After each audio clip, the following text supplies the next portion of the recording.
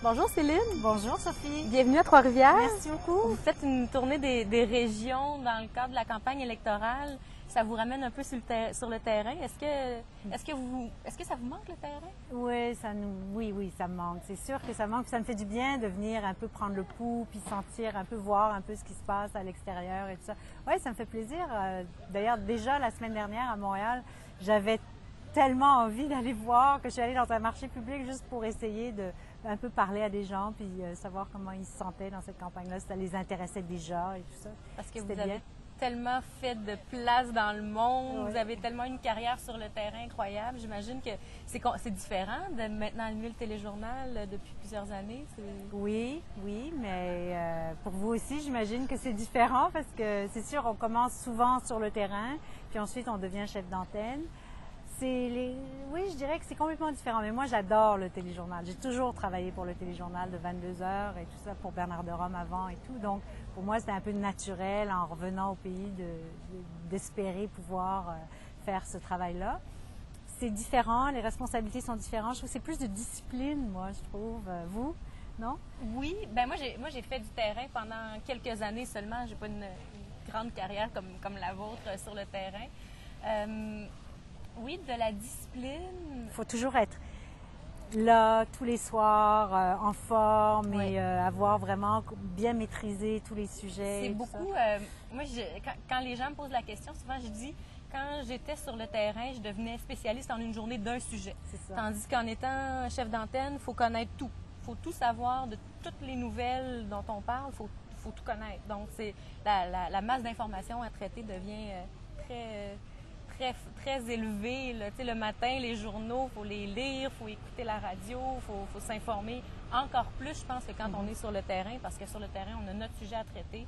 Puis il faut devenir très bon dans un sujet, mais on n'a pas la... Mais au moins, on contrôle son environnement, son sujet. Moi, c'est ce que j'aimais du terrain. C'est vrai, par ailleurs, il faut se spécialiser vite. Je me souviens quand je sais pas, il y avait un conflit quelque part, là. On ramassait quelques dépêches, quelques articles de journaux, on s'en allait en avion, puis dans l'avion, on lisait, puis on arrivait. Puis là, tout de suite en direct à RDI, puis on était des grands spécialistes. On faisait semblant un petit peu, mais quand même. Mais j'aimais pouvoir fignoler mon produit et tout ça. Maintenant, j'ai dû apprendre, moi, à lâcher prise. C'est ça que j'ai trouvé le plus difficile. Parce que quand je suis revenue et que j'ai commencé à être chef d'antenne, au début, je voulais lire tous les textes des reporters, puis m'assurer que c'était fait comme ci, comme ça. Heureusement, j'avais un très bon rédacteur, un très bon chef de piste, puis il est avec moi à Trois-Rivières aujourd'hui, c'est pour ça que je le regarde.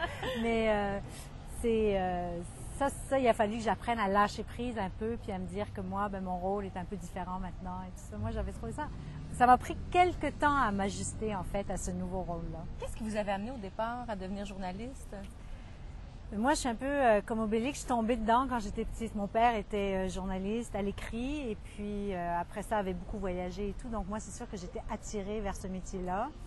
Puis c'était une des choses que mes parents, enfin les deux en fait, mon père et ma mère, mais mon père surtout m'avait transmis. Il fallait que j'écoute les nouvelles à la radio et pour lui, c'était important que je lise les journaux et tout ça. Donc à un moment donné, quand est venu le temps de faire un choix de carrière, je me suis dit, qu'est-ce que je pourrais faire? Puis là, ça m'attirait beaucoup. Puis au fond, je me suis rendu compte que ça me venait assez naturellement. Vous?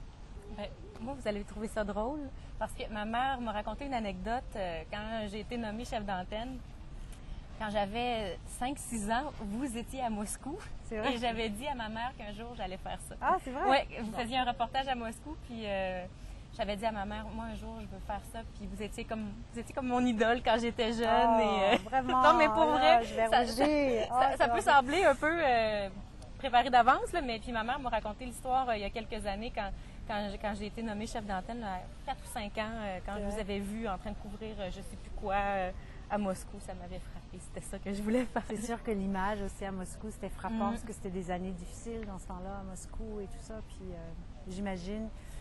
Ben, c'est bien parce que c'est bien que des femmes fassent ce métier-là. Moi, j'ai toujours trouvé que ça fait partie un peu aussi de nos responsabilités de transmettre un peu cette passion qu'on a à des plus jeunes. Ben, je suis contente. Est-ce que ça a été dur le fait que vous étiez une femme? Est-ce que vous l'avez senti, vous, Est-ce que ça a été dur? Sur le terrain, je ne l'ai pas beaucoup senti, mais il faut dire que moi, j'étais plus à l'étranger, donc je travaillais tout seul. Puis il y avait beaucoup de femmes, jeunes femmes correspondantes à l'époque qui commençaient, tout ça, au réseau CNN, Christiane Amanpour, mais aussi à CBC, j'avais une collègue, Gillian Finlay, tout ça. Donc, il y avait beaucoup de femmes déjà, mais c'est sûr que c'est plus difficile dans la mesure où c'est un métier qui est très, très exigeant d'être sur le terrain. Souvent, on est parti pour de longues périodes. Donc, je pense que là où c'était plus difficile, c'est peut-être quand on a des enfants. Moi, j'avais un jeune enfant à ce moment-là et tout ça, c'est plus difficile. Ça demande des sacrifices qui sont assez importants, que peut-être certains de nos collègues masculins ont moins à faire parce qu'ils ont, leur épouse souvent peut s'occuper des enfants plus. Mais ça prend des bons conjoints. Oui, ouais, c'est ça. J'imagine, parce que vous vous êtes promenés un peu partout. C'est des déménagements, c'est ça. Il faut quelqu'un... Moi, je dis toujours que le métier de correspondant à l'étranger, ça se fait à deux. C'est-à-dire que ça prend une personne qui est sur le terrain, qui travaille tout ça, mais ça en prend une autre qui peut travailler aussi, mais qui a un rôle très, très important pour sécuriser la famille, faire en sorte que tout fonctionne bien, que tout le monde va à l'école convenablement et tout ça, que tout s'organise. Parce que c'est sûr, surtout, je pense à partir de septembre 2001, ça a vraiment changé les choses pour nous. Oui, parce qu'on s'est mis à couvrir sur de plus longues périodes. Par exemple, moi, j'étais en Afghanistan des fois 2-3 mois d'affilée. C'est beaucoup ce qu'on faisait pas beaucoup avant. Avant, on faisait des couvertures. Mettons, il y avait une élection quelque part, on pouvait y aller, passer 2 semaines, puis après ça, on retournait chez nous. Mais là, il y a eu des moments où il a fallu couvrir sur une très longue période. Sur le Kosovo aussi, j'ai passé beaucoup de temps dans ce coin-là du monde. C'est des endroits difficiles aussi, j'imagine, émotionnellement aussi, ça doit être dur, j'imagine.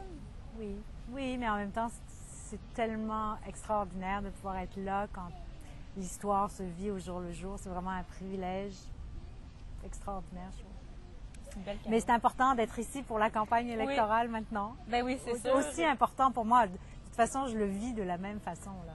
Ben, on est très contents de vous recevoir à Trois-Rivières. Merci, Céline. Merci beaucoup, Sophie.